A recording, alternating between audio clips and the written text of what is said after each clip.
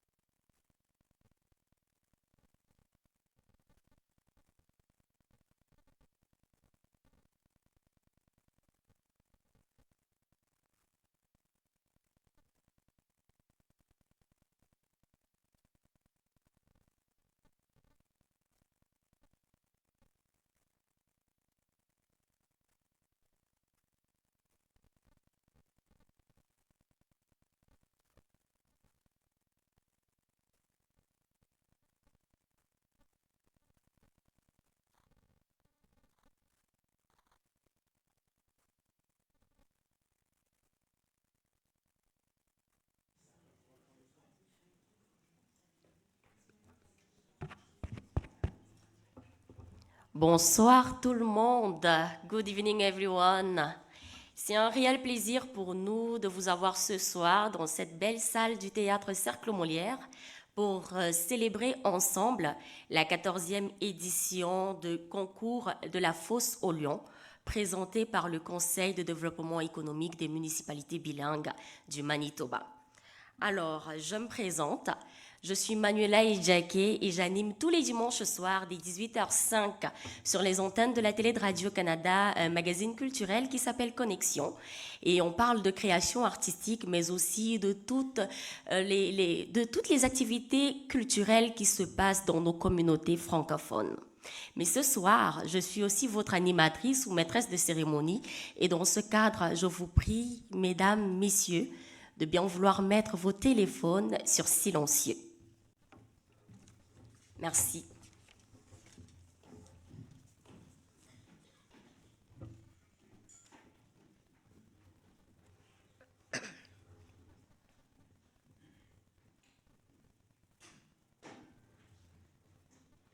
On attend que nos collègues... Merci. Okay. C'est donc avec beaucoup de fierté que nous célébrons ce soir la 14e édition de la Fosse au Lion, un concours qui, au fil des années, nous a permis de découvrir une cinquantaine d'entreprises francophones de chez nous, ici au Manitoba. Et la Providence a bien voulu que cette 14e édition coïncide avec les 30 ans du CEDEM. Alors, mesdames, messieurs, je vais vous prier, s'il vous plaît, d'applaudir pour les 30 ans d'existence du CEDEM.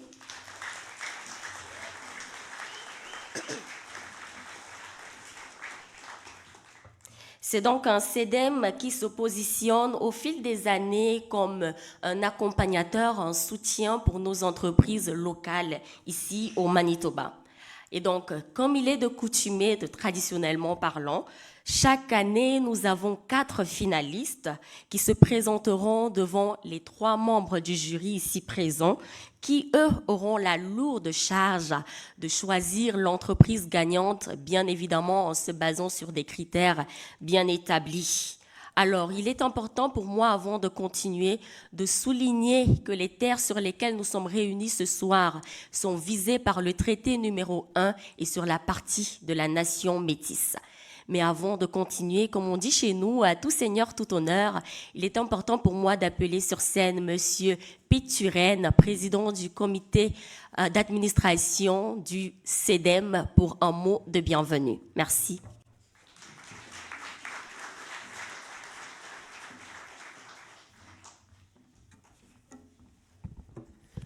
Merci beaucoup.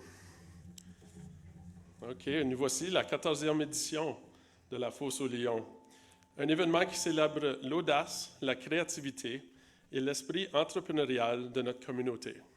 Merci d'être parmi nous, ici au Théâtre Cercle Molière ou en ligne, pour soutenir celles et ceux qui contribuent activement à l'économie francophone du Manitoba. Cette soirée est autant significative que nous célébrons cette année le 30e anniversaire du CEDEM. Depuis 3 décennies, le CEDEM accompagne le développement économique francophone avec vision, engagement et constance, en soutenant des projets porteurs et des entrepreneurs passionnés. Depuis 2011, la Fosse au Lion s'inscrit pleinement dans cette mission. Plus qu'un concours, c'est une véritable vitrine où l'innovation peut être mise en vedette. C'est un tremplin pour les idées audacieuses et un rappel du rôle essentiel que jouent nos petites et moyennes entreprises dans la vitalité de notre province. Nous évoluons toutefois, comme vous le savez, dans un contexte économique exigeant, marqué par l'incertitude, l'inflation et de profondes transformations. Dans ce climat, entreprendre demande une résilience, une adaptabilité et beaucoup de courage. Je tiens donc à saluer les 4 finalistes de ce soir. Présenter son projet, partager sa vision, ouvrir son cœur et croire en son potentiel sont des gestes forts qui témoignent d'un engagement remarquable. Bonne chance à nos finalistes et que cette 14e Fosse au Lion, en cette année marquant les 30 ans du CEDEM, nous rappelle notre capacité collective à bâtir une économie francophone forte, inclusive et tournée vers l'avenir. Longue vie à l'entrepreneuriat francophone du Manitoba. Merci.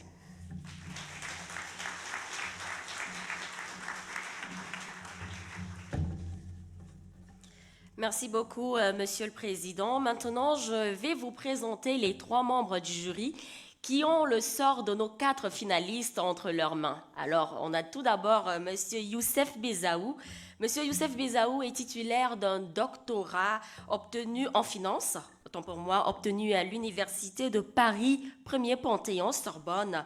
Il est également enseignant agrégé, professeur agrégé à l'École d'administration des affaires de l'Université de Saint-Boniface et il a un cabinet professionnel de comptable qui est agréé depuis 2009. S'il vous plaît, vos ovations pour Monsieur Youssef Bezaou. Ensuite, nous avons Monsieur Éric Chaput. Monsieur Éric Chaput, il est conseiller en commerce au World Trade Center Winnipeg, où il accompagne des entreprises du Manitoba dans leur expansion sur le marché international. Il est titulaire d'un diplôme FIT en commerce international attestant de son expertise en stratégie et opération en commerce international. S'il vous plaît, vos ovations pour Monsieur Éric Chaput. Le 3e membre du jury, c'est Monsieur Normand Dupas. Il est président directeur général du Nivadis, une firme conseil spécialisée en croissance, stratégie et transfert d'entreprise. Entrepreneur et conseiller d'affaires depuis plusieurs années, il accompagne les dirigeants dans le développement et la valorisation de leur entreprise. Vos ovations pour Monsieur Normand Dupas, s'il vous plaît. Alors, comme vous le savez, chaque année, le CEDEM ne peut pas avoir cette aventure sans compter sur ses chaleureux partenaires qui lui tiennent à cœur. Et pour ça, par ma voix, le CEDEM tient à adresser ses sincères remerciements à ses différents partenaires, notamment à Radio-Canada, qui appuie le CEDEM, entre autres, en réalisant des vidéos que vous verrez ce soir à l'écran. Et on voudrait dire un merci spécial à Monsieur Amin Elatifi qui a réalisé ces vidéos. Il est à la caméra, s'il vous plaît, vos ovations pour lui. Un grand merci également au World Trade Center Winnipeg, Taylor McCaffrey, Ride Canada, Avenir IT, la Société de la francophonie manitobaine, les entreprises Riel, l'Université de Saint-Boniface. Et nous disons également un grand merci au théâtre Cercle Molière qui nous abrite ce soir.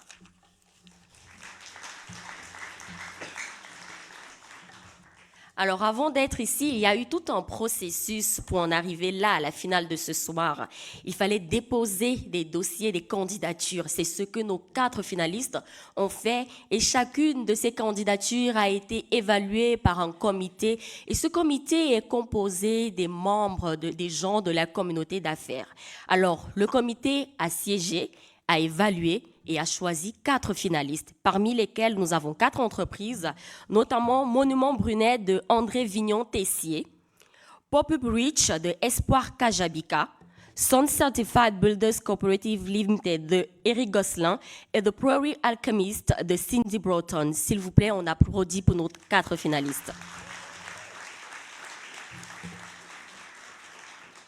Alors, la compétition, elle est simple.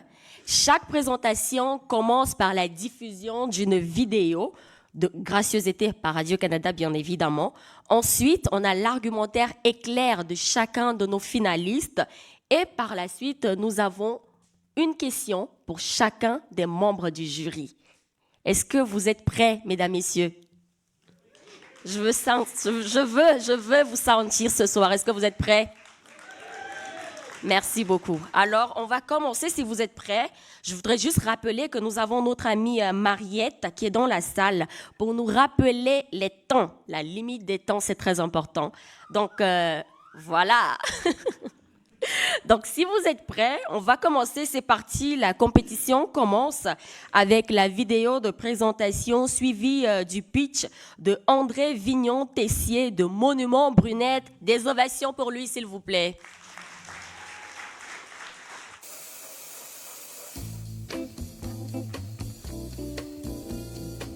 Monument Brunet est une compagnie qui existe depuis 1910 au service des Manitobains, des Canadiens. On crée des monuments, des pierres tombales pour rendre hommage à nos bien-aimés. On fait aussi plusieurs affaires. Si ça fait affaire avec de la roche, du bronze, un côté artistique ou des pierres tombales, on s'occupe de ça. Petit coup ici encore pour nettoyer les côtés.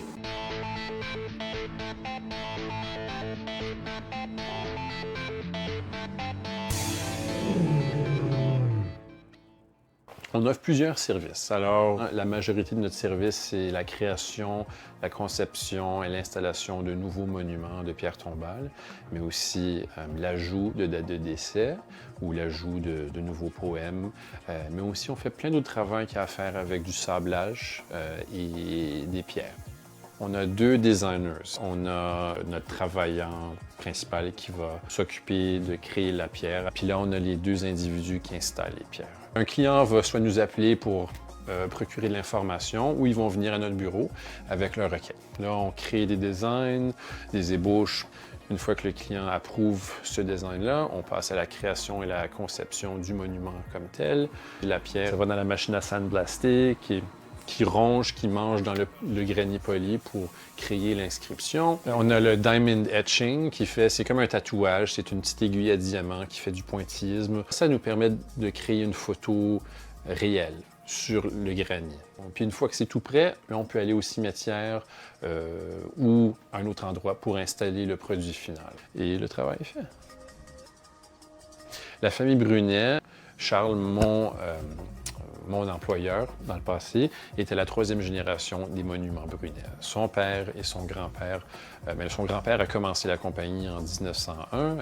J'ai eu la chance que mes parents étaient de très bons amis de Charles et Gisèle. Et ma mère travaillait comme designer ici. Et elle a dû quitter il y a 36 ans parce qu'elle était enceinte avec moi. Alors, j'entendais les machines dans son ventre il y a très longtemps. Et là, il y avait question de vouloir vendre la compagnie. Alors, avec des longues soirées de discussion avec ma conjointe pour voir si c'était un bon fit, on s'est dit, mais pourquoi pas? Je pense que ça ferait du bien. On veut pas laisser ça tomber. Nous, si on le fait, c'est pour aider, pour servir la communauté, puis de continuer ça aussi longtemps qu'on peut.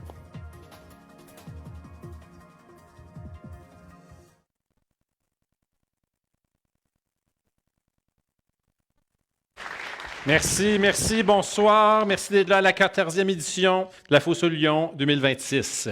Alors, je m'appelle André Villon-Tessier. Je suis ainsi que ma femme, la fabuleuse Rochelle. Elle aimerait être là ce soir, mais être à la maison avec notre petit garçon. On est les nouveaux propriétaires des Monuments Brunet. Alors, les Monuments Brunet opèrent depuis 1910 au service des Manitobains, des Franco-Manitobains, des communautés autochtones et de toute autre communauté du Manitoba ainsi que du nord-ouest de l'Ontario. Nos services incluent la création de pierres tombales, des pièces artistiques, de monuments civiques, des services d'inscription, de rénovation, d'installations spécialisées et tout autre, en effet, avec le granit, la pierre et des objets spécialisés. Notre objectif, je suis ici ce soir demandant votre support pour nous aider à agrandir et à moderniser un service essentiel qui est le service d'inscription mobile. Qu'est-ce qu'une inscription? Bien. L'inscription est un ajout d'une date, d'un poème, d'un numéro quelconque sur un monument, un mur, n'importe quel matériau de dureté par moyen de sablage ou sandblasting, qui est un mélange d'air comprimé de sable avec une souffleuse qui souffle sur le matériel pour ronger et créer l'inscription. La modernisation et la comparaison. À l'instant, on a un gros camion encombrant, lourd, conçu pour installer des pierres tombales, versus une nouvelle camionnette conçue pour la mobilité qui peut se rendre directement et amener l'atelier au cimetière ou au lieu de travail. Ça nous sauve du temps, ça nous sauve de l'argent et aussi ça nous permet de rattraper à une longue liste d'attente. On aimerait aussi faire une comparaison à notre équipement de sandblasting. Une grosse compresseuse et un système de sablage encore lourd et encombrant avec des longs tuyaux qui requièrent au moins une équipe de 2 à 3 personnes versus un nouvel équipement, un petit compresseur, une petite génératrice, une petite sableuse qui est conçue pour la mobilité et qui peut se faire opérer par un individu. La transition de travail, on aimerait ça. Avoir ce système ici nous permet finalement d'opérer notre équipe d'inscription et notre équipe d'installation en même temps. Dans le passé, il fallait voler des employés d'un autre système qui ne nous permettait pas d'être autonomes à 100%. Alors, ça nous permet de doubler nos interventions des deux côtés maintenant. L'efficacité opérationnelle. Cette liberté d'avoir nos deux équipes autonomes simplifie les logistiques. Une réduction d'aller-retour pour ramasser les pierres qui étaient soit trop proches. Et c'est ce qu'on devait faire dans le passé. On devait ramasser les pierres, les ramener à notre atelier, faire l'inscription, réinstaller la pierre et revenir. Alors, on permet plus d'autonomité, puis on permet d'avoir un service plus écologique et moins dangereux. Moins de gaz, moins d'aller-retour, plus sauf pour le monument. Il y a des familles qui ne veulent pas que le monument se fasse déplacer. Alors, ça nous permet de doubler nos interventions encore. La réduction de temps et l'impact, la réduction d'aller-retour, moins de va-et-vient, c'est plus écologique, il y a moins de danger. Du côté client, la réduction de temps d'attente. Puisqu'on peut doubler nos interventions, on peut se rattraper sur cette longue liste d'attente. Et ça offre un service de qualité supérieure, un service discret et un service rapide. Encore, on peut se rattraper à une longue liste de demandes et d'attentes. Avec déjà plus de 150 inscriptions en attente pour cette année 2026, ça nous permettra finalement de doubler, de tripler nos inscriptions. En 2024, on peut voir qu'on a fait environ 100 inscriptions avec l'équipement que nous avons à l'instant. En 2025, 150. Alors, on pourrait facilement doubler, si pas tripler, dans les années à venir avec ce nouveau service d'inscription mobile. Malheureusement, il n'y a aucune façon facile de dire ça, mais on est au début d'un marché en pleine expansion. Une triste réalité, plus de 9 millions de baby boomers atteindront la fin de leur cycle de vie au cours des prochains 25 ans. Alors, on sait que cette demande va continuer d'augmenter et on n'est qu'au début d'une grande demande pour ce service nécessaire. Alors, comme nouveau propriétaire des Brunet Monuments, ce 15 000 nous permettra de moderniser un service nécessaire, de créer des emplois de qualité et de continuer ce service et de les offrir aux Manitobains pour un autre 100 ans. Merci à vous, bonne soirée.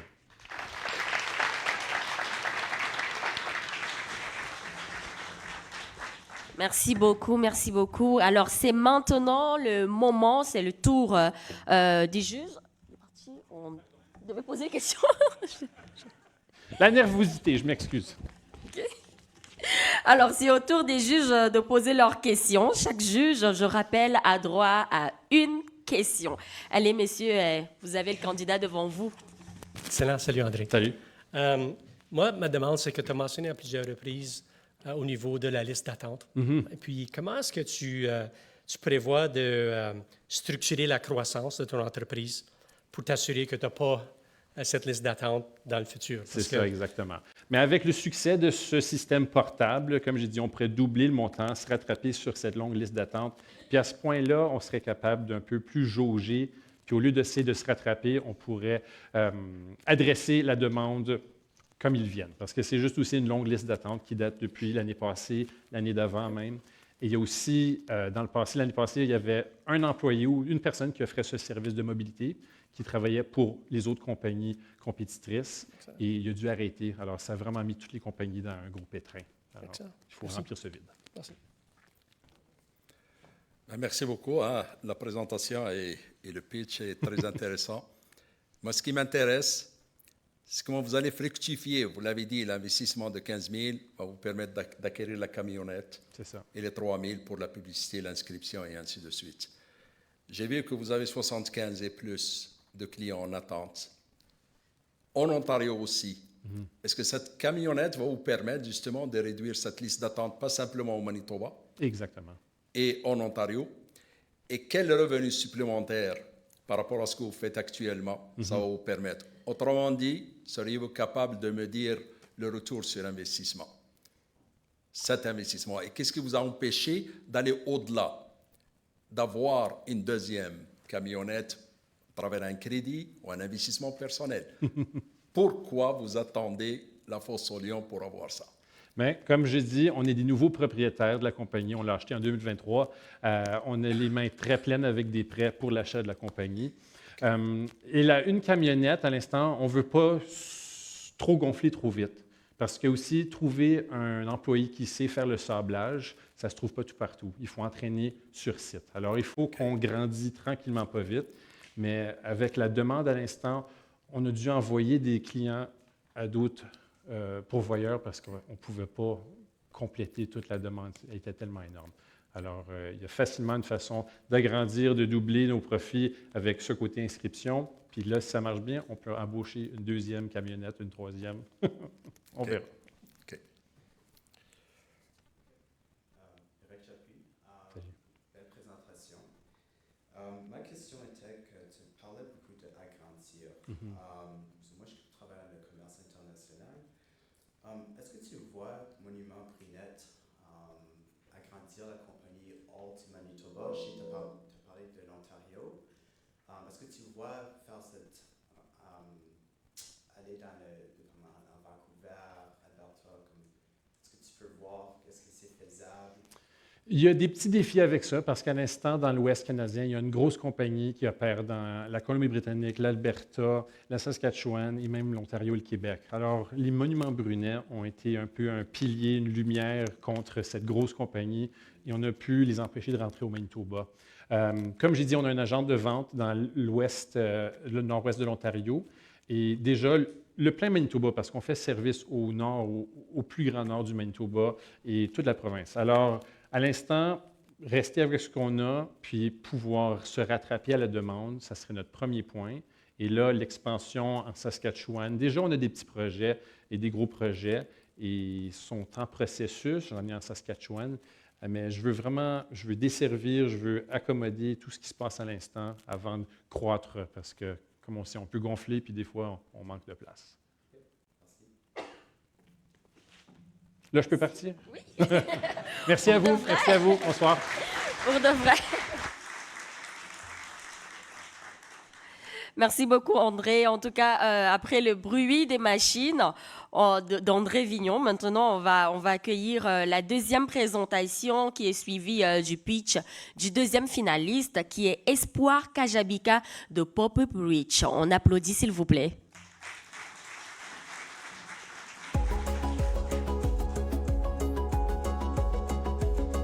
Pop-Up Reach, c'est une entreprise de marketing, une plateforme qui aide aux entreprises à joindre les clients en temps réel. Quand je me souviens quand on essayait de trouver le bon nom, Pop-Up means ça apparaît, donc il y a une notification qui va apparaître sur le téléphone du client et puis les clients arrivent au magasin.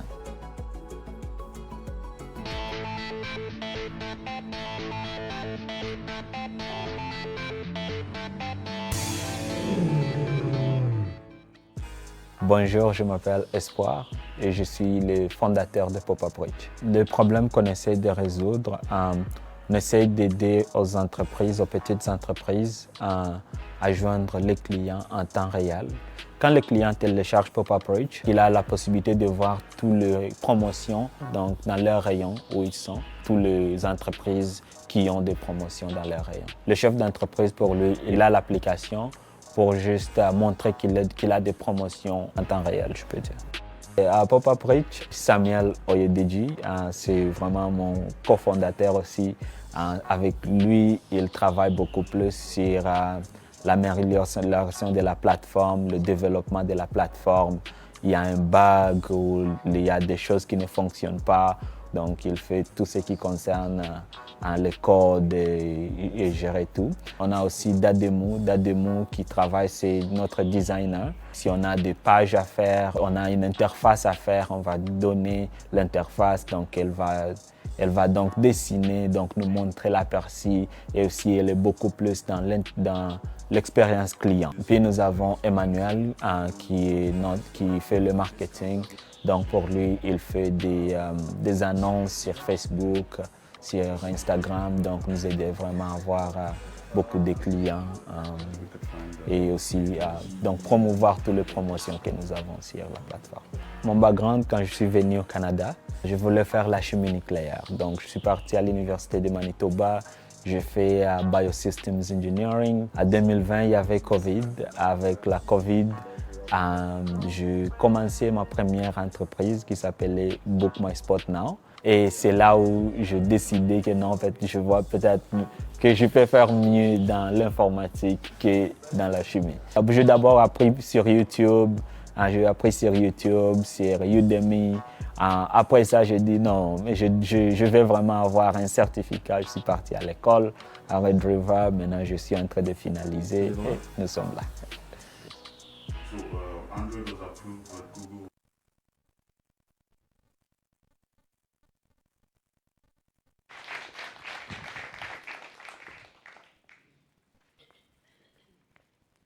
Bonsoir, mon nom c'est Espoir, je suis fondateur de Pop-Up Reach. Pop-Up Reach, c'est une couche de commerce physique. Alors, aujourd'hui, nous voyons que nous arrivons dans des magasins et on voit que les magasins sont vides. Parfois, ils ont des temps où il n'y a pas de clients qui entrent. Mais le problème, ce n'est pas par manque de clients ou bien parce qu'ils n'ont pas de bons produits, mais le problème, c'est parce que c'est le mauvais timing. Le temps que les annonces arrivent aux clients, ce n'est pas le bon moment. Parfois, les annonces vont arriver aux clients à leur maison, mais ils n'ont pas vraiment le temps de venir acheter à ce moment-là. Alors, Pop-Up Reach essaie vraiment de résoudre ça pour faire que les entreprises peuvent joindre les clients à temps réel au moment où ils ont l'intention d'acheter. Alors, avec Pop-Up Reach, donc, nous sommes donc le propriétaire d'entreprise va lancer une annonce. L'annonce arrive aux clients comme message poussé sur les applications qu'ils utilisent souvent.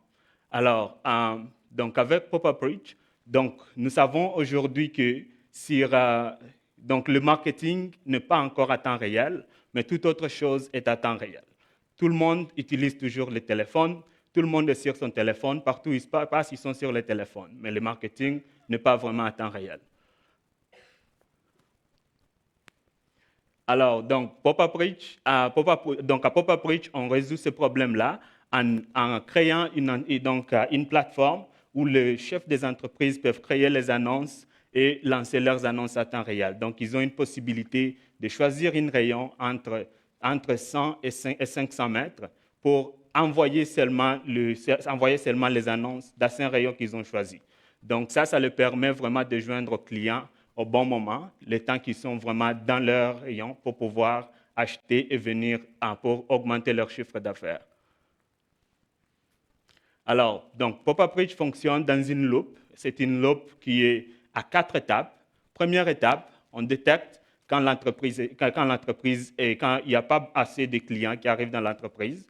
Ensuite, le chef d'entreprise va créer une annonce. L'annonce, et il va choisir son rayon, donc choisir entre 100 et 500 mètres. Après avoir choisi ce rayon, le client qui passe, nous avons développé une intelligence artificielle qui analyse le monde qui passe aux alentours dans le rayon que vous aviez choisi pour classer qui doit recevoir le message. On peut être ensemble, moi je reçois le message, mais vous n'allez pas le recevoir. C'est juste parce que vous n'avez pas vraiment cette intention d'acheter, mais moi j'ai beaucoup plus d'intention d'acheter. Alors après ça, la notification est poussée sur le téléphone et les clients entrent dans le magasin. Alors, donc, Pop-Up Reach, depuis notre commencement en octobre 2025, on a déjà eu plus de 50 commerces avec qui on travaille. Nous avons lancé plus de 600 promotions et on a plus de 10 000 utilisateurs qui ont téléchargé l'application mobile. Donc, en février, on a commencé à charger le commerce, donc ils ont commencé à payer. Et depuis là, nous avons déjà 15 entreprises qui payent et on a généré un revenu de 1 200 $ par mois. Donc, le marketing, donc on a déjà confirmé que nous avons vraiment un système qui fonctionne pour les entreprises. Alors, donc, aujourd'hui, nous sommes ici pour pouvoir gagner les 15 000 $ qui va nous donner la possibilité donc d'agrandir notre clientèle, d'arriver donc d'avoir plus de commerce sur notre plateforme et aussi de pouvoir finaliser notre partenariat avec certaines entreprises parce qu'on veut intégrer Pop-Up Reach dans le point de vente des entreprises. Donc, au lieu de créer les promotions manuellement, notre intelligence artificielle va les créer pour vous. Alors, nous sommes dans un marché qui est un peu plus occupé avec Google, Meta, et puis aussi les annonces que vous recevez toujours par la poste dans la maison. Alors, tout ça, ce n'est pas vraiment à temps réel. il n'y a pas vraiment moyen de pouvoir regarder qui est entré. Ils vont vous montrer le nombre de vues que vous avez vues, mais le nombre de vues ne signifie pas le nombre de clients qui sont entrés.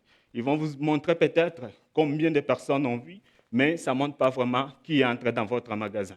Alors, nous sommes dans un marché où il y a beaucoup d'opportunités. Le marché, aujourd'hui, les gens dépensent plus de 1 000 milliards de dollars dans le magasin physique. Ils dépensent plus de 100 milliards dans la publicité, mais la publicité là qui ne ramène pas vraiment les clients en temps réel.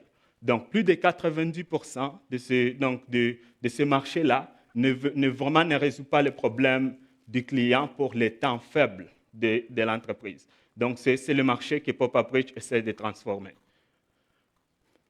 Donc, nous avons prouvé déjà que nous avons un système qui fonctionne. Pop-Up Rich a vraiment déjà une plateforme avec une intelligence artificielle. Nous avons un rêve d'arriver à 300 commerces, avoir 300 commerces payants avant la fin de cette année. Et aussi, donc, nous avons une équipe. Je suis le fondateur et aussi le visionnaire de l'entreprise. Et j'ai aussi Samuel, mon cofondateur, qui est aussi là, qui est expert en intelligence artificielle et aussi dans le développement des plateformes. Merci beaucoup.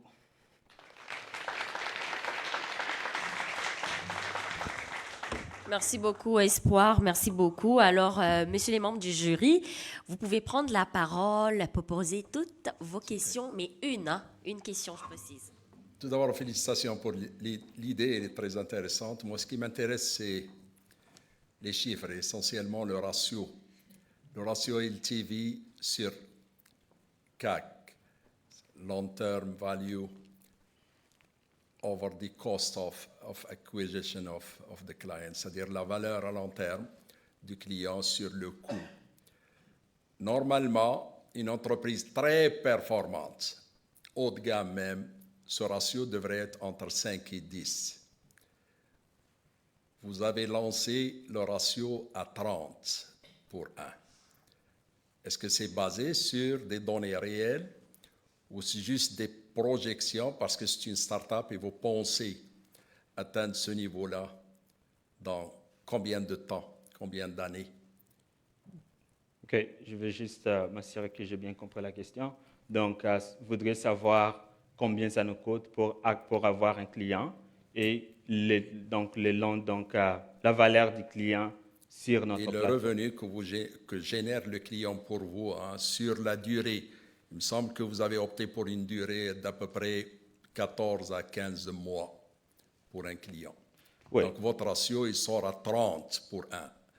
Alors que dans le monde réel, ce ratio ne dépasserait pas, je dirais, 10 pour 1. Et ça, c'est le top maximum. Alors, ce calcul est-il basé sur des estimations ou sur des données réelles? Donc, le nombre de clients que nous avons aujourd'hui et le nombre des entreprises avec qui on travaille aujourd'hui, ça, c'est basé sur les données réelles. Donc, je vais vous donner un peu l'histoire, comment j'ai acquis toutes mes entreprises. Premièrement, donc, parce que j'essayais de trouver, je commençais d'abord par essayer de trouver des partenariats avec le BIZ, le Business Improvement Zone.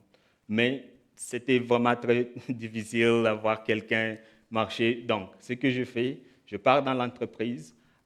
Donc, je suis parti voir Joël. Je présentais l'idée. Donc, le CEDEM m'a donné $1,000. Je suis parti dans une entreprise.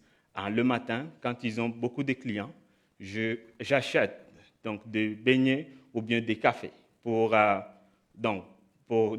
peux dire 50. Donc, les 50, pour chaque client, je le mets sur l'application. Chaque client qui télécharge l'application mobile reçoit ses beignets ou ses cafés gratuitement. Donc, ça, c'est ma première méthode. Après ça, donc, j'ai développé une intelligence artificielle qui tire toutes les promotions publiques et le met sur mon application. Et puis, je vais vendre ces promotions publiques, mais gratuitement. Et maintenant, je vais regarder parmi les entreprises qui a les promotions qui ont beaucoup plus performé. Je vais partir les voir moi-même. puis je vais leur montrer le nombre de clients que je les ai amenés sans qu'ils le sachent. Et c'est comme ça que j'ai eu mes clients qui payent aujourd'hui. Donc, pour juste répondre à votre question, ça nous coûte, je peux dire, environ $120 pour l'acquisition du client, si je compte une autre méthode qui était d'avoir un client et un business. $120 pour avoir les clients, mais le temps de ces clients revient à environ $2400 de la valeur que les clients nous amènent sur la plateforme. OK. Mais donc, le ratio est à 20. Pardon?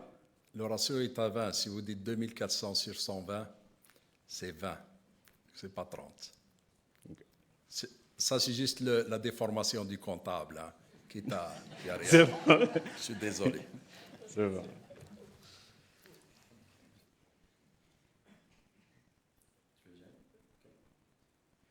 Alors, j'avais une question. Comment que le monde te trouve en ce moment? OK.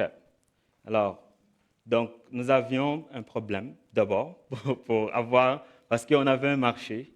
On a un marché qui a besoin de deux parties pour fonctionner.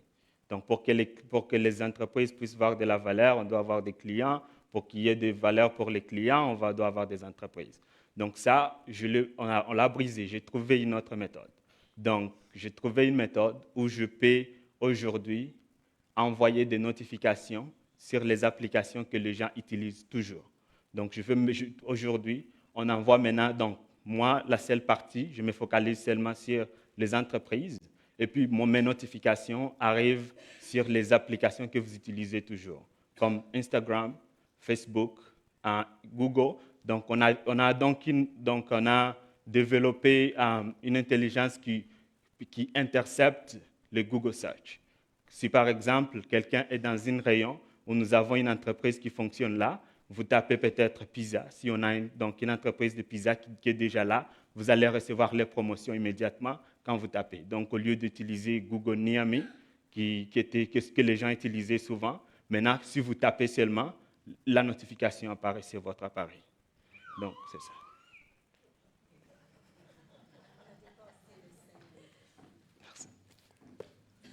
Merci.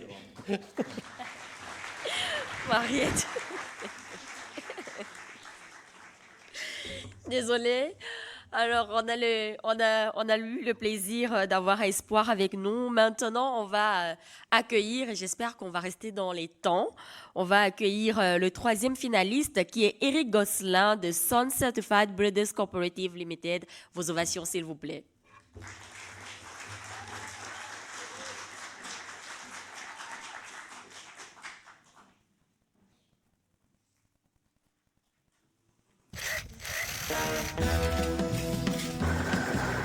Sun Certified Builders Cooperative, c'est une compagnie de construction. On fait des rénovations majeures éco-énergétiques et on fait la construction de nouveaux bâtiments. On veut vraiment que la façon dont on construit devienne un modèle pour toutes les autres compagnies de construction de logements. Parce qu'on croit que c'est une des très bonnes façons de construire pour l'avenir.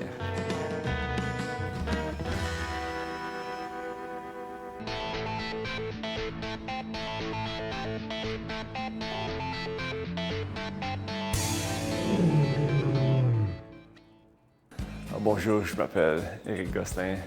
Je suis directeur général ici et un des propriétaires de Sun Certified Builders Cooperative. Les techniques qu'on utilise ici sont pas, c'est pas de la technologie super secrète qui est développée en laboratoire. C'est pas mal simple. C'est utiliser du bois, utiliser de la fibre cellulosique qui est du papier recyclé à 100%, et puis mettre ça ensemble pour faire une enveloppe du bâtiment qui est étanche et qui isole, qui est super isolant, donc qui garde le froid à l'extérieur en hiver et garde le froid à l'intérieur en été. Alors, un des projets qu'on a, c'est près de Gimli. On a une maison qui va avoir des panneaux solaires, qui est ultra éco-énergétique. On fait de la préfabrication. On a commencé à faire ça en 2019. Le mur lui-même, les segments de mur, on construit ça en usine. Juste pas trop large pour mettre sur un camion, amener le camion sur le site avec une grue et monter les murs dans une journée. Les clients qui vivent dans nos maisons ont très peu de soucis. Ils entrent dans leur maison et puis c'est confortable, la température est partout pareille, c'est constant. Et puis surtout, ce qu'ils remarquent, c'est que c'est silencieux. Parce qu'il y a tellement d'isolants, il y a tellement de fibres cellulosiques dans le mur qu'on n'entend pas le trafic, on n'entend pas les trains. Ils sont très contents de vivre dans une maison construite par Sun Certified. Sun Certified, c'est une coopérative de travailleurs, mais aussi quelques membres d'appui. Alors, les travailleurs, c'est les gens qui forment la majorité des gens sur le conseil d'administration. Alors, vraiment, on est en contrôle de notre destin. Les gens qui travaillent ici et les gens qui sont propriétaires, on est vraiment écolo. On veut contribuer à essayer de remettre notre planète sur la bonne route.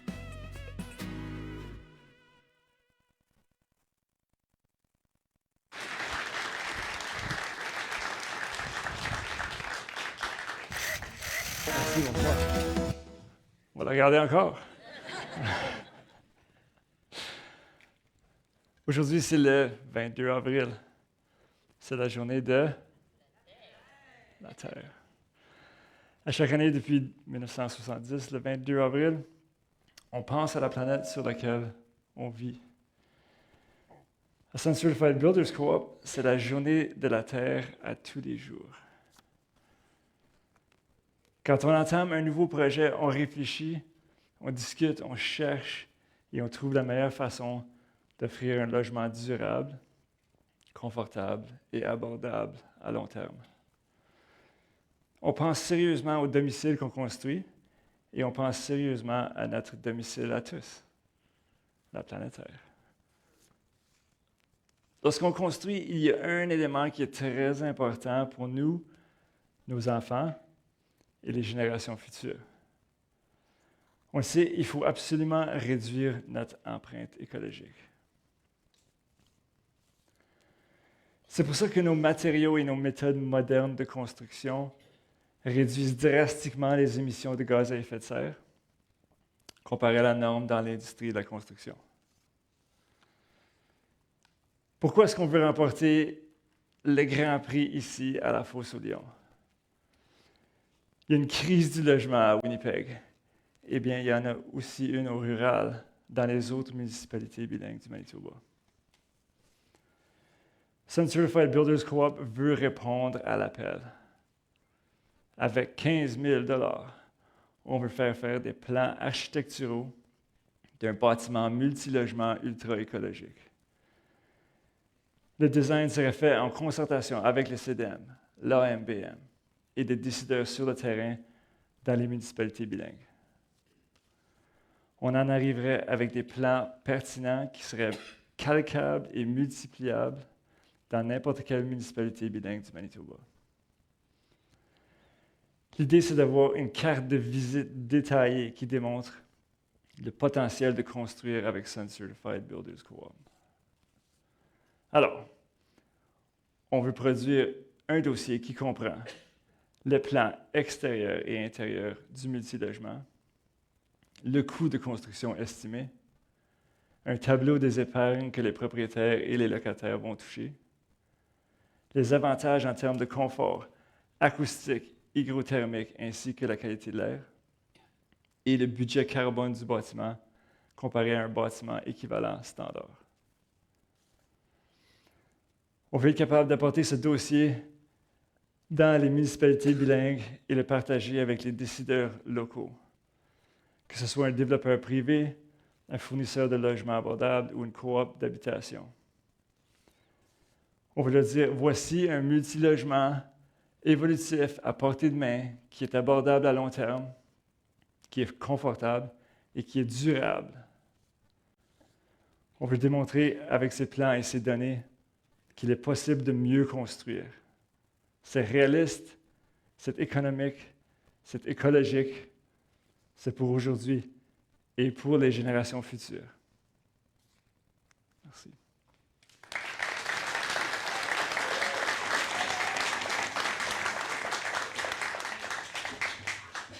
Merci beaucoup, beaucoup, beaucoup, Eric. Alors, on va voir ensemble ce que pensent les membres du jury. À vous, le candidat. J'ai plusieurs questions, mais j'en ai une. Je peux juste en choisir une. Donc, c'est extraordinaire ce que tu proposes.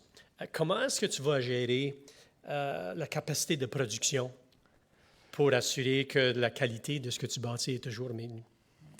On avait une usine auparavant qu'on avait construite en 2019 dans le coin de Riding Mountain.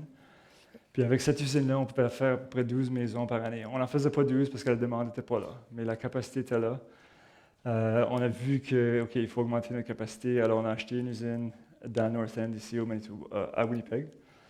Alors on est rentré là en mai 2024. Alors on a déjà passé à travers d'une expansion. Avec ça, on pense qu'on peut faire à peu près 36 maisons par année. Et puis, avec des efficacités, on pourrait probablement en faire plus, puis faire plus de multi-logements aussi. Alors, on a déjà fait cette expansion-là. Alors, on devrait être capable de gérer si la demande augmente. Merci. Bien, merci. Je retiens un mot très important lorsque vous parlez justement de ce nouveau modèle de construction qui est écologique, et vous avez dit que c'est viable, mais à long terme. C'est ça. Le coût est important. On sait que ça dépend aussi du niveau d'éducation, du niveau d'ouverture à l'écologie.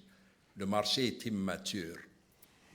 Et surtout de nos jours, avec ce qui se passe dans le monde, la réalité économique fait que ce genre d'idée, il est extraordinaire, mais il n'est pas viable. D'ici jusqu'à ce que ça soit viable, dans vos projections, vous avez mis à peu près 5% pour le résultat la première année. D'accord, 55 000 sur 1,2 million. Si dans 2-3 années, d'accord, la situation économique mondiale continue telle qu'elle, est-ce que vous pensez pouvoir passer ce cap avec cette petite rentabilité s'il est réalisé? On a aussi beaucoup de talent. Alors, si le marché si le marché ne se développe pas aussi vite qu'on pense, on est quand même bon à faire des rénovations. On fait des rénovations majeures. Souvent, les gens nous demandent de faire leur sous-sol, l'extérieur du sol avec du foam. Puis, alors, on rend leur sous-sol étanche et très confortable. C'est quelque chose qui est assez populaire. Alors, ça, on a comme un backup plan. Vous avez une diversification. Oui, c'est ça qui va. C'est ça, c'est exactement. Bon. C'est bon. Et puis, moi, je pense que la façon dont on a plusieurs clients qui viennent visiter des fournisseurs de logements abordables, eux autres commencent à comprendre qu'ils n'ont pas de choix que d'aller dans la direction de faire un bâtiment écologique qui va être moins cher à opérer à long terme. Oui. Parce qu'ils voient que leurs bâtiments qu'ils ont depuis 50 ans, les coûts d'opération sont vraiment élevés. Ils disent, on ne peut pas faire ça dans 20, 30, 40, 50 ans. Alors, le marché, en fait, avec comment on appelle ça, l'économie qui fait un peu... Ouais. En fait, ça fonctionne à notre faveur. Okay. Okay. J'aime vraiment ton projet, Eric. Je vois beaucoup de potentiel, même au nord, au Nunavut. Je pense que c'est quelque chose que tu as déjà pensé. Je n'avais pas compris, l'investissement du 15 000 $, où est-ce que tu vas mettre plus d'emphase? Est-ce que c'est engager des nouveaux employés, machinerie? C'est vraiment spécifique à faire des plans architecturaux et de faire une analyse, une modélisation énergétique. Et ce que j'ai mis dans la liste, là, je peux sortir mes notes. Alors, embaucher une firme d'architecture qui va faire des plans. Ensuite, nous autres, on prend ça, on peut estimer le coût de construction. On va se dire sur les plans. On travaille avec eux autres, évidemment, pour faire un plan qui a du bon sens. Et puis là, ensuite, faire une analyse du budget carbone, comme ça on peut présenter tous les faits de ce modèle-là. Les municipalités bilingues ou les gens au Manitoba ne vont pas nécessairement construire celui-là, mais au moins ils vont savoir si je construis quelque chose comme ça, ça va coûter ça, le budget carbone va être ça, puis ça, c'est les coûts que je vais sauver sur 60 ans. Merci.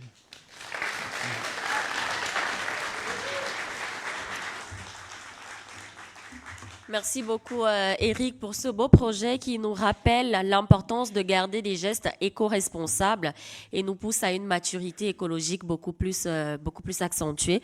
Alors, on va appeler maintenant la quatrième, parce que c'est une femme, enfin, il en fallait, la quatrième finaliste de la soirée. Elle s'appelle Cindy Broughton de Prairie Alchemist. On l'applaudit, s'il vous plaît, mesdames.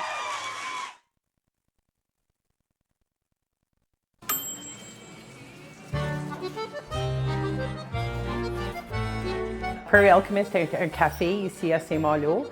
On fait de la nourriture et des boissons. C'est un espace pour des personnes pour venir prendre un peu de temps, puis socialiser avec les autres, avoir un petit peu de bouchée, puis un boisson, un café ou un thé, puis juste un espace de juste prendre un moment.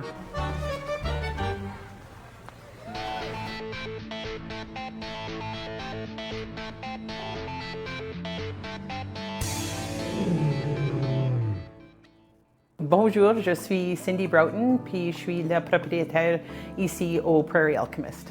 Le Prairie Alchemist est un café ici à Saint-Malo. J'ai ouvert les portes le 25 janvier 2025.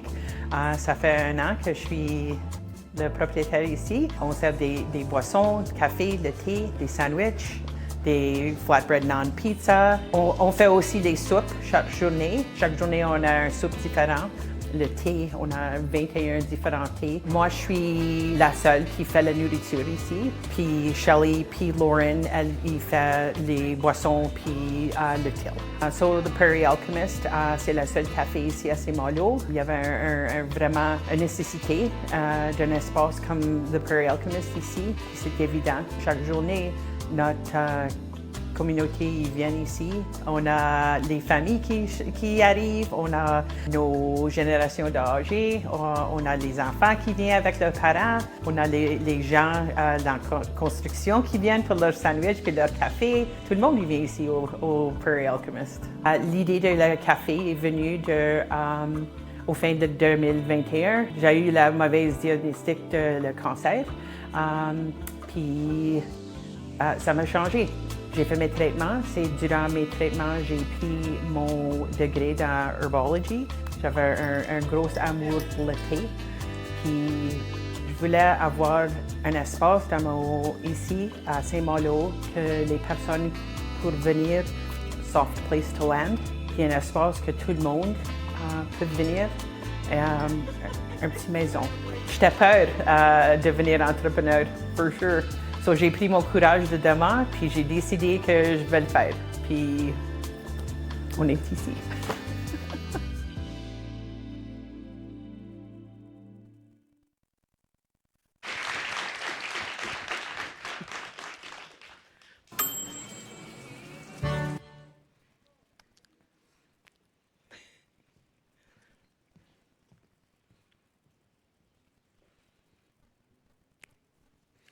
Bonsoir à tous les juges, familles, amis et voisins. Il y a plus d'1 an que ce café n'existait pas. Ce que nous avons à la place, c'était une zone de construction, mur nuit, poussière et une vision qui honnêtement semblait parfois un peu plus grande que la réalité. On a commencé avec un minimum de frais généraux, aucune garantie et beaucoup de cœur.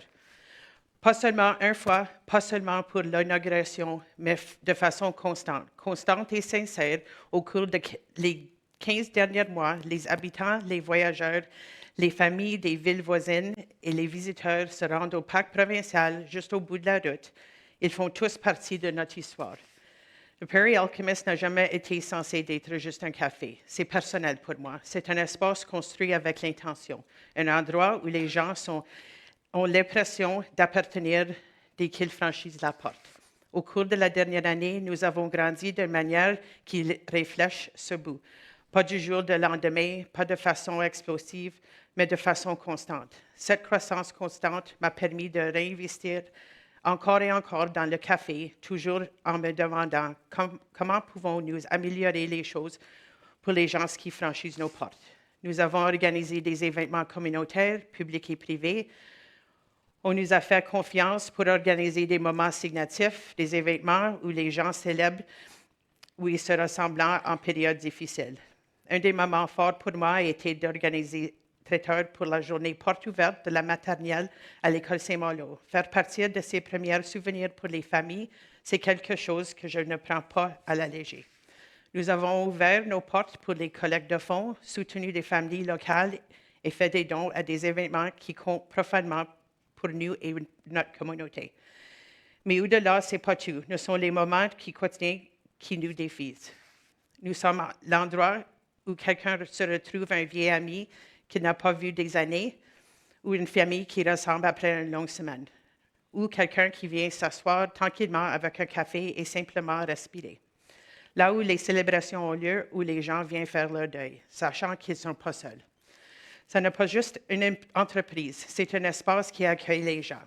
Si cette opportunité se présente, je veux être très intentionnelle avec la façon dont ces fonds sont utilisés, parce qu'il ne s'agit pas seulement de faire croire une entreprise, c'est aussi d'approfondir nos racines dans cette communauté. Une partie du financement sera à la mise à niveau vers une machine d'espresso commerciale. Cela nous permet d'augmenter notre efficacité, de maintenir la constance et de continuer à offrir la qualité à laquelle nos clients s'attendent, surtout à mesure que nous continuons de croître et d'accueillir de plus en plus de gens chez nous. Mais qui nous maîtrise de plus, c'est le construire d'un serre.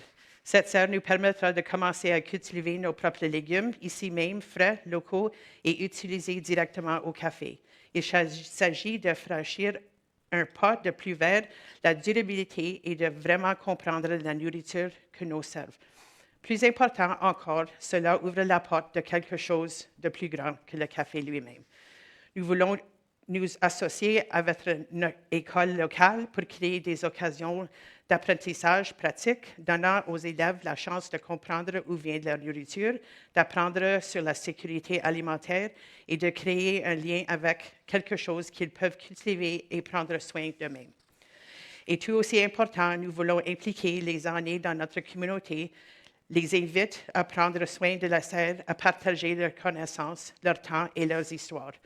Parce que c'est vraiment de ça qu'il s'agit. Il s'agit de créer des liens entre les générations. Il s'agit d'apprendre, de grandir et de travailler ensemble. Il s'agit de bâtir quelque chose qui nourrit plus que l'appétit des gens. Ça nourrit la communauté. Ce financement nous aidera à franchir la prochaine étape, non seulement comme café, mais comme un espace qui continue à redonner, d'enseigner et de rassembler gens à manière signative. Merci.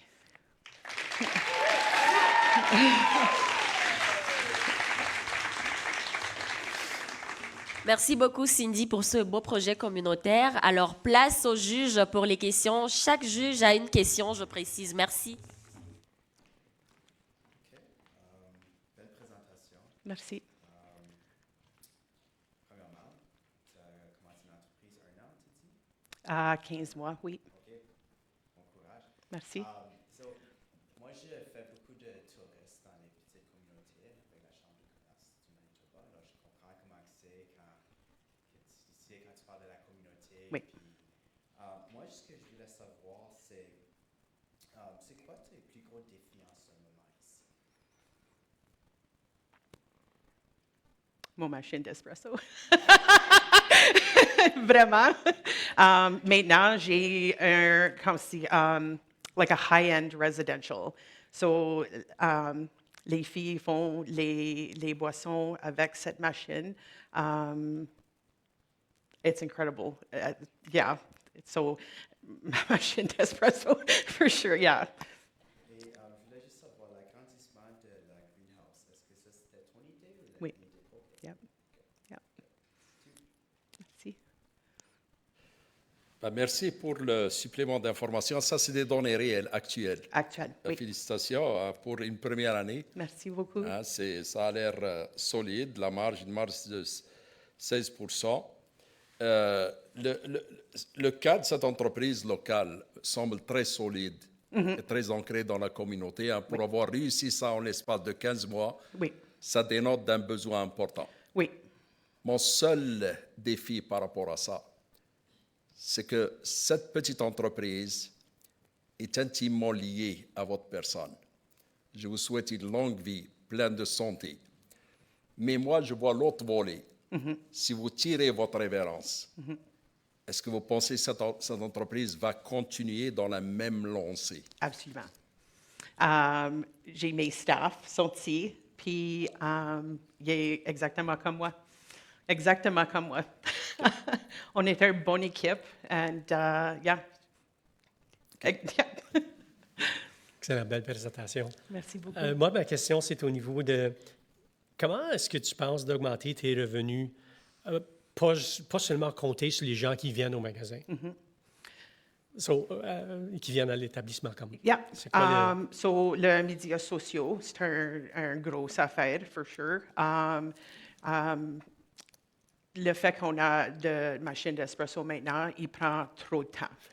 Les personnes y attendent en ligne, puis ça prend beaucoup de temps. Aussi avec le serre, ça va nous donner une opportunité de grandir nos tomates, puis nos laitues, puis nos oignons, puis ça va aussi donner une opportunité de travailler avec l'école, puis les étudiants, puis les autres membres de notre communauté. Je pense que ça va me donner une opportunité d'ouvrir peut-être des autres portes. Excellent, merci. Yeah.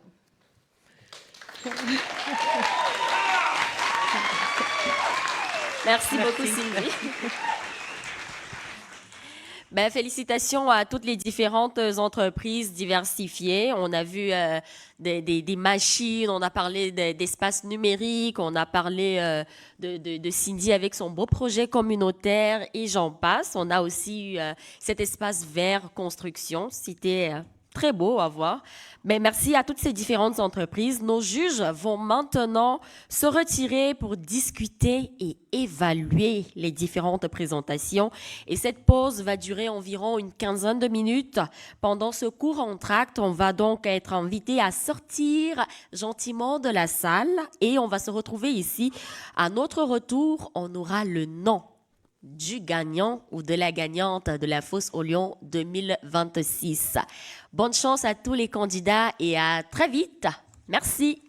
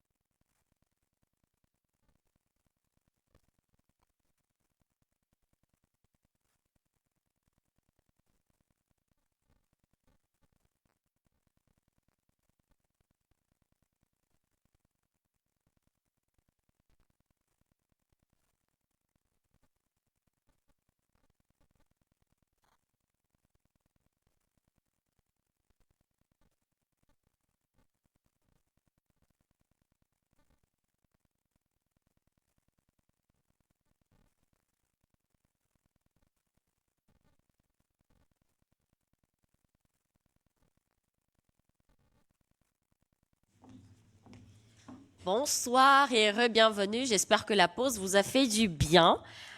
Alors, on va passer à l'annonce. C'est le grand moment, le moment tant attendu est enfin arrivé.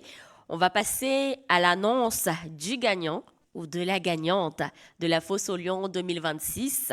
Mais avant, je vais d'abord inviter la directrice générale du CEDEM, Madeleine Arbé, à venir prendre la parole. On l'acclame. Merci, chaleureux public.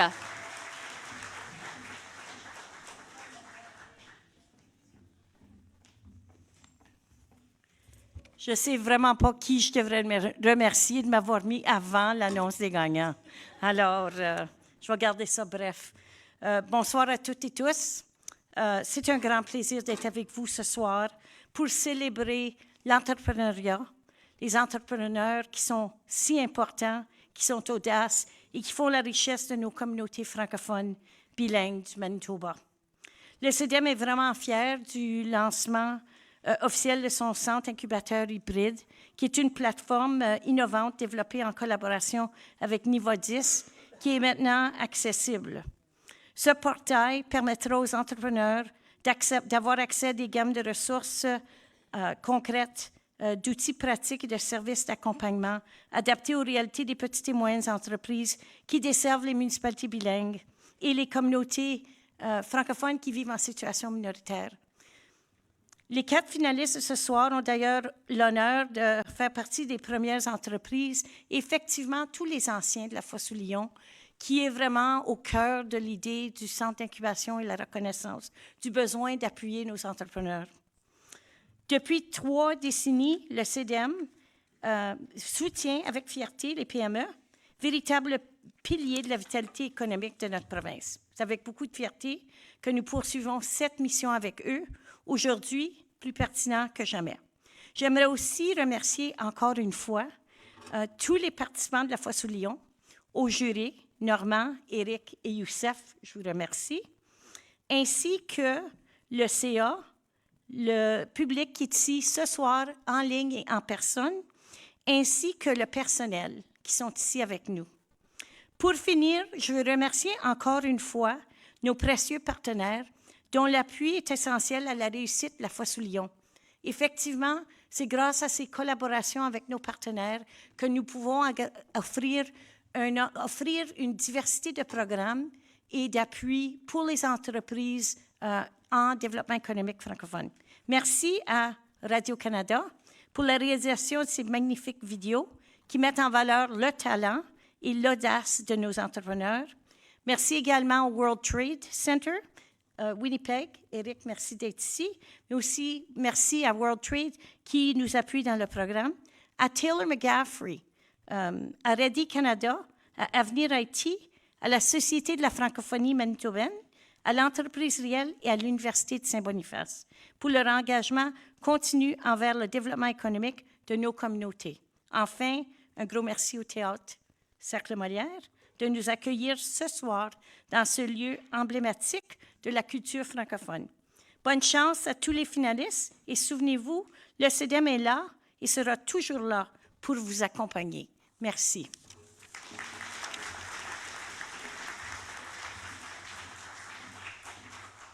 Merci beaucoup, Madeleine. Vous avez finalement été très intéressante et perspicace. Alors, c'est maintenant l'heure de la vérité. Je rappelle que l'entreprise lauréate, le gagnant ou la gagnante de la Fosse aux Lions 2026, ils sont derrière moi, de la Fosse aux Lions 2026 remportera un prix d'une valeur de 15 000 $ en argent. Alors, ces 15 000 $, c'est en reconnaissance, bien évidemment, des efforts envers la compétition. Donc, toutes les entreprises finalistes, autant pour moi, remporteront aussi une adhésion au nouveau centre incubateur hybride du CEDEM. C'était important pour moi de le souligner. Donc, le jury a enfin délibéré et l'entreprise gagnante de la Fosse aux Lions 2026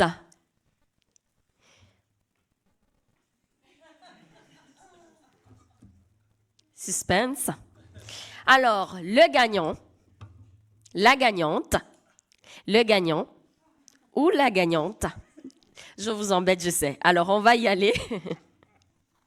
L'entreprise gagnante de la Fosse aux Lions 2026 est Cindy Broughton.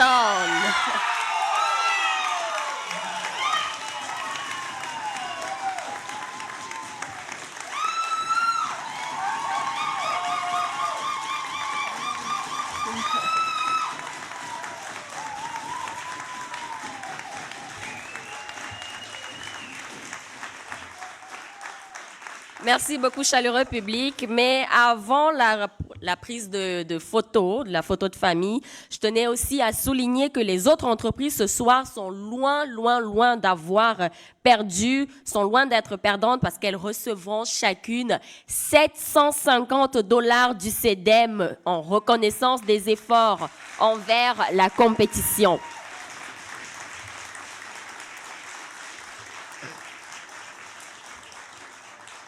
Alors, le chèque, il a déjà été remis, l'objet de notre convoitise. C'est beau à regarder, en tout cas. Alors, je vais inviter maintenant Madame Madeleine Arbé et Monsieur Pichiren pour la photo avec le gros chèque, l'objet de notre convoitise ce soir.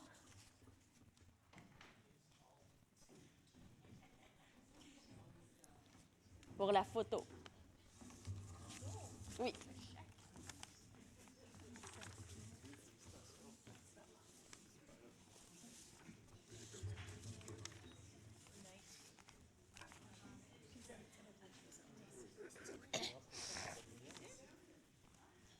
C'est mieux.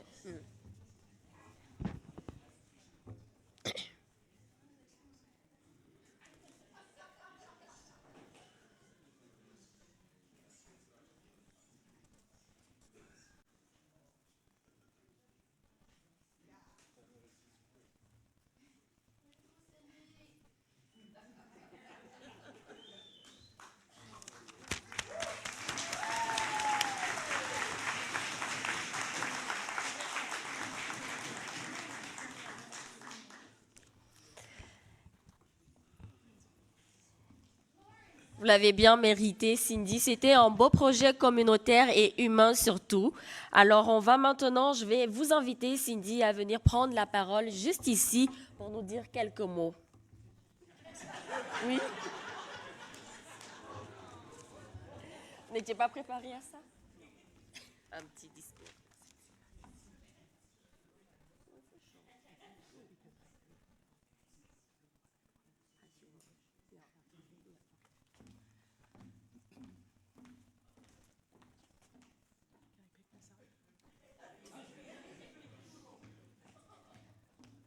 I want to say thank you so much.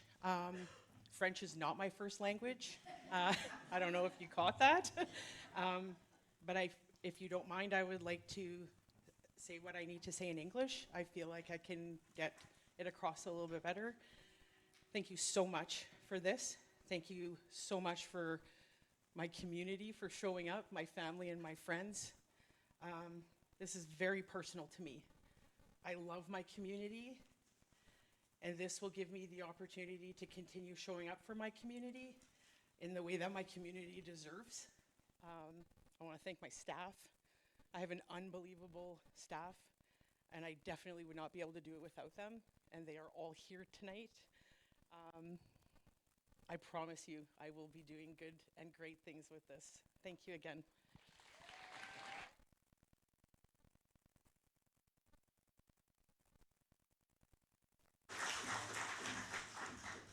Vous avez déjà applaudi une dernière fois pour tous les finalistes, tous ces finalistes percutants et inspirants qui nous ont présenté de beaux projets ce soir. Merci et nous vous souhaitons vivement un grand succès dans vos différents projets et vos différentes entreprises. Merci beaucoup. Alors, on va dire un gros merci aussi à toute l'équipe du CEDEM, nos 3 juges spéciaux et importants, si chers à nos cœurs. Merci. Merci à nos techniciens aussi. Et le CEDEM aimerait vous donner rendez-vous à à la 61e édition de l'Omnium de golf, le grand tournoi de golf des gens d'affaires francophones le 13 août prochain au club Maplewood à Saint-Pierre-Joli. C'est grâce à ces recettes de ce tournoi-là que le lauréat de la Fosse aux Lions est récompensé. Donc, venez nombreux. Le 13 août prochain, c'est à Saint-Pierre-Joli. On va s'amuser ensemble et sur place, on pourra récolter les fonds qui seront donnés à la prochaine Cindy Broughton. Merci. Longue vie à l'entrepreneuriat. Merci et bonne soirée à tout le monde.